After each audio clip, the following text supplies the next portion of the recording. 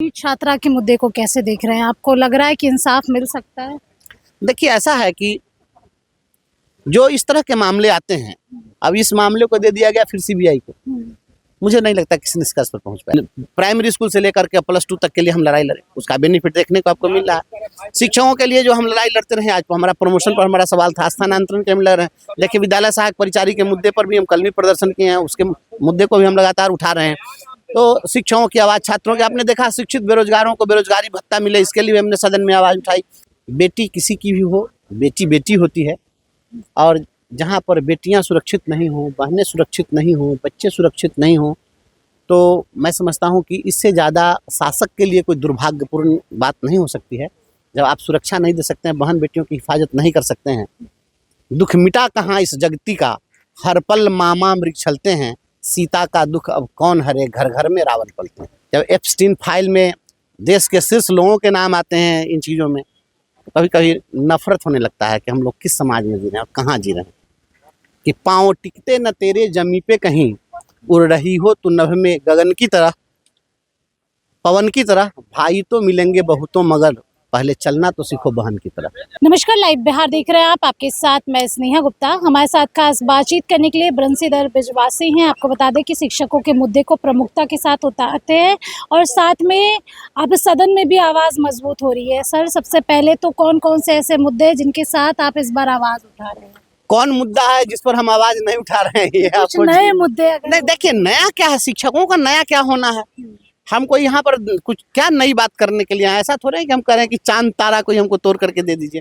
शिक्षकों की जो मांग होती है, शिक्षक यही चाहते हैं कि कोई भी व्यक्ति, हर कोई चाहता है कि हम शांति सुकून की नौकरी करें, शांतिपूर्ण जीवन जिए। Ultimate purpose of life is to be happy and to remain happy. जीवन का अंतिम उद्देश्य लोगों को खुशहाल जिंदगी जीना है, आनंदपूर्ण जीवन लोग जीना चाहते हैं, शांतिपूर्ण जीवन चाहते हैं। तो शिक्षक चाहते हैं कि हमें घर के अधिकतम जितना संभव हो सकता है नज़दीक में हमारा पदस्थापन हो जाए। शिक्षक चाहते हैं हमको समय से पैसा मिल जाए। शिक्षक चाहते हैं कि हमें समय से प्रोन्नति मिल जाए। इसके अलावा शिक्षक और क्या चाहेंगे? इससे ज़्यादा तो और कुछ चाहते नहीं हैं। तो हम लोग इस लगातार उनके सभी मांगों को सदन में उठा रहे हैं। आप लोग देख रहे हैं, लगातार हर मुद्दे पर हम लोग मुखर हैं और इस पर सरकार को हम लोग घेरने की कोशिश कर रहे हैं। एक सवाल आपसे ये ले लूँगी, क्योंकि आपका सफ़र हमने देखा है, आप पॉलिटिकल बैकग्राउंड से नहीं आते थे, लेकिन फिर भी जनता ने आपको जिताया। जिस तरीके से शिक्षकों ने आप पे भरोसा जताया, आपका एक वीडियो भी सोशल मीडिया पे वायरल हुआ था जहां आपने ये अपील की थी कि मेरा कोई बैकग्राउंड नहीं है, परिवार के साथ है। और ये सफ़र कैसा रहा है? और आप सदन में जब आवाज़ उठाते हैं तो शिक्षकों का कॉल भी आता होगा आपको? देखिए, ऐसा शिक्षकों का कॉल क्या ना है, पूरा बिहार शिक्षकों का जो परिवार है वो मेरा परिवार है। हमने कभी भी जब संगठन भी हम लोगों ने चलाया है तो कभी भी शिक्षकों के साथ किसी प्रकार की कोई राजनीति हम लोग नहीं की। हम जो कुछ भी किए वह पूरे इमोशन के साथ हम लोगों ने किया है।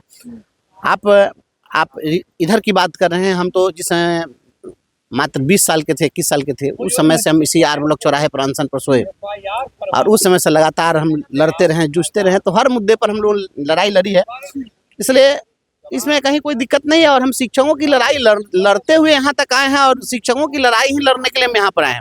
शिक्षकों की लड़ाई, छात्रों की लड़ाई, शिक्षित बेरोजगारों की लड़ाई, आप देख रहे हैं, सब मुद्दे पर तुम उठा रहे हैं। बच्चों के लिए हमने प्राइमरी स्कूल के बच्चों के लिए सवाल किया कि भाई इन लोगों को एनसीईआरटी किताब पढ़ने के लिए दीजिए। +2 तक एनसीईआरटी किताब पढ़ाने की बात हो गई। हमने कॉलेज यूनिवर्सिटी के बच्चों को फ्री में, आज मेरा सवाल था उस पर, बिहार विश्वविद्यालय में हाईकोर्ट के आदेश के बाद भी वहाँ पर छात्राओं को ये लोग एडमिशन फ्री नहीं कर रहे थे, ट्यूशन फी इनका माफ नहीं कर रहे थे। हमने जब सवाल उठाया तो देखिए बिहार विश्वविद्यालय ने कर दिया, आदेश जारी कर दिया है 2 दिन पहले। तो अब वहाँ पर छात्राओं को, जो कॉलेज यूनिवर्सिटी में पढ़ने वाले हैं, सभी छात्राओं, हर कोटि की छात्राओं को नामांकन शुल्क समाप्त कर दिया गया, ट्यूशन फी समाप्त कर दिया, मुफ्त सारी चीज़ें फ्री हो गई। जो अनुसूचित जाति के और जनजाति के छात्र हैं, छात्रा हैं, सभी को इसका बेनिफिट मिलेगा। तो प्राइमरी स्कूल से लेकर के +2 तक के लिए हम लड़ाई लड़े, उसका बेनिफिट देखने को आपको मिल रहा है। शिक्षकों के लिए जो हम लड़ाई लड़ते रहे, आज हमारा प्रमोशन पर हमारा सवाल था, स्थानांतरण के हम लड़ रहे हैं। देखिए, विद्यालय सहायक परिचारी के मुद्दे पर भी हम कल भी प्रदर्शन किए हैं, उसके मुद्दे को भी हम लगातार उठा रहे हैं। तो शिक्षकों की आवाज़, छात्रों की, आपने देखा शिक्षित बेरोजगारों को बेरोजगारी भत्ता मिले, इसके लिए हमने सदन में आवाज़ उठाई। हमारा उस पर गैर सरकारी संकल्प था, तो हम उनके लिए भी लड़ रहे हैं। जो सामाजिक समस्याएं हैं, जिलों की विभिन्न समस्याएं हैं, स्थानीय जो भी समस्याएं हैं, हर मुद्दे पर जो कुछ भी हमसे बन सकता है हम कोशिश कर रहे हैं, लगातार हम प्रयासरत हैं। नीट छात्रा के मुद्दे को कैसे देख रहे हैं? आपको लग रहा है कि इंसाफ मिल सकता है?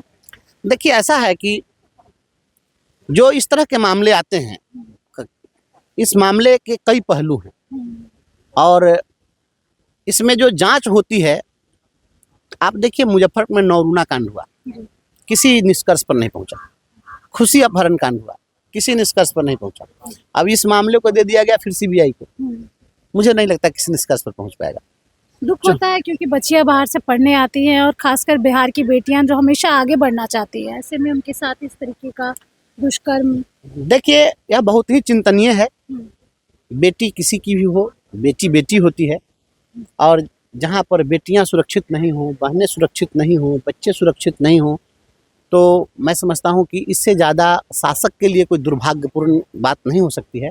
जब आप सुरक्षा नहीं दे सकते हैं, बहन बेटियों की हिफाजत नहीं कर सकते हैं, दुख मिटा कहाँ इस जगती का, हर पल मामा मृग छलते हैं, सीता का दुख अब कौन हरे, घर घर में रावण पलते हैं। अब तो पहले एक रावण था जिसके कारण आज तक लोग पुतले जलाते हैं, अब तो हर घर में रावण पल रहे हैं। जब राजनेताओं के नाम आते हैं इन चीज़ों में, प्रशासनिक अधिकारियों के नाम आते हैं इन चीज़ों में, जब एप्स्टीन फाइल में देश के शीर्ष लोगों के नाम आते हैं इन चीज़ों में, तो कभी कभी नफरत होने लगता है कि हम लोग किस समाज में जी रहे हैं और कहाँ जी रहे हैं। हमारे यहाँ तो बेटियों को लक्ष्मी माना गया है और उनके साथ अगर इस तरह से अगर होता है तो बहुत दुर्भाग्यपूर्ण है और सरकार को इसे रोकने के लिए हर तरह के उपाय करने चाहिए। और साथ साथ एक बात और मैं कहूँगा, बहन बेटियों से भी मैं कहना चाहूँगा, एक बार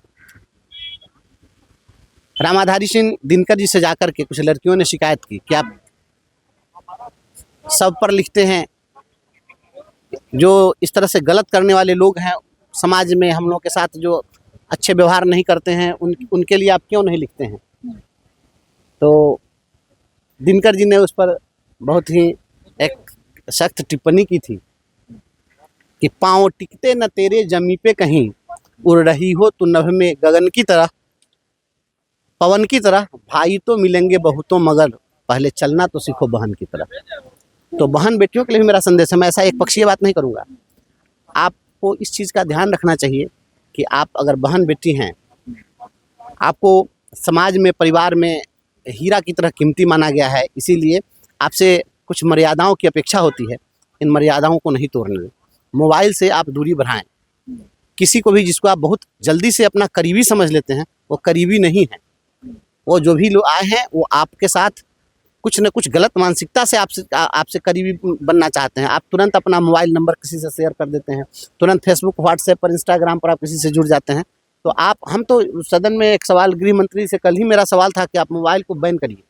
कम से कम जो है, अभी देखिए ऑस्ट्रेलिया नवंबर 2024 में ही ऑस्ट्रेलिया में एक बिल आया है और वहाँ सरकार ने कानून बना दिया है कि 16 साल तक के बच्चे इंटरनेट का उपयोग नहीं कर सकते। हमारे यहाँ क्या है, छोटे छोटे, अभी कल ही गृह मंत्री जी आंकड़ा दे रहे थे, तो 14,000 मामले ऐसे उन्होंने गिनाए संख्यात्मक रूप से कि 14,000 मामले आए हैं जिसमें लड़कियां लड़के भाग गए हैं घर छोड़ करके और उनके मामले प्रतिवेदित हुए हैं। ये कैसे कोई छोड़ करके घर भाग जा रहा है? ये सारा का लफड़ा ही मोबाइल है। इसलिए मोबाइल से दूरी बढ़ाइए। कि मोबाइल से सेल्फी खींचने के चक्कर में, मोबाइल में आपका चित्र सुंदर दिखे, इस फेरा में मोबाइल मत रखिए। चित्र सुंदर होने से कुछ नहीं होगा, चरित्र सुंदर होना चाहिए। और इस चीज़ को अगर आप अपनाते हैं तो निश्चित रूप से किसकी औकात नहीं है कि वह कभी भी आपके गलत नज़रिए से आपको कोई देख ले, आपको टच कर दे और किसी प्रकार से वो कोई गलत मंशा हो सफल कर पाने में जो है इस प्रकार से वो हिम्मत जुटा पाए, नहीं हो सकता। लेकिन कहीं ना कहीं हम समझते हैं कि हर स्तर पर चूक हो रही है। माता पिता भी ध्यान नहीं दे रहे हैं। जो भी बच्चे हैं किशोरावस्था में, जो बच्चे होते हैं किशोरावस्था में नस नस से ज्वार भाटे फूटते हैं, ऐसा हम लोग को टीचर ट्रेनिंग में बताया जाता है।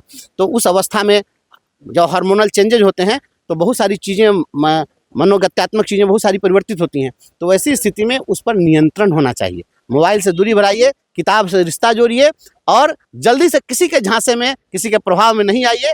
आप बहन बेटी हैं, आपकी मर्यादा जो है, हम चाहते हैं कि आप मर्यादा में रहें और सरकार भी इसकी जिम्मेवारी ले कि बहन बेटियों के साथ कहीं भी असुरक्षा का भाव अगर आता है तो तुरंत उस पर त्वरित कार्रवाई होनी चाहिए। और देश के शीर्ष पदों पर जो बैठे हुए लोग हैं, राज्य के शासन के शीर्ष पदों पर जो बैठे हुए लोग हैं, आप याद रखिएगा कि जो राजा जो होता है उस देश के पिता के समान होता है। हमारे भारतीय संस्कृति में कहा गया है कि पंचेते पितरः स्मिता, उसमें कहा गया है अन्नदाता, भयत्राता, कन्यादाता, स्वपिता और राजा। ये 5 पिता के समान माने गए हैं। राजा प्रजा जो है उसके पुत्र के समान है। इसलिए हर पिता का कर्तव्य है, अगर किसी की बेटी के साथ ना जाति हो रही है तो वहाँ के मुखिया के, उस राज्य के मुखिया के, उस देश के मुखिया की बेटी के समान है वह। इसलिए इस भाव के साथ राजा को काम करना चाहिए। चलिए देखिए, इंसाफ की मांग भी कर रहे हैं, उसके साथ क्या कुछ कह रहे थे वो भी आपको सुनवा रहे थे हम। आप बने रहिए हमारे साथ, तब तक के लिए बहुत बहुत शुक्रिया।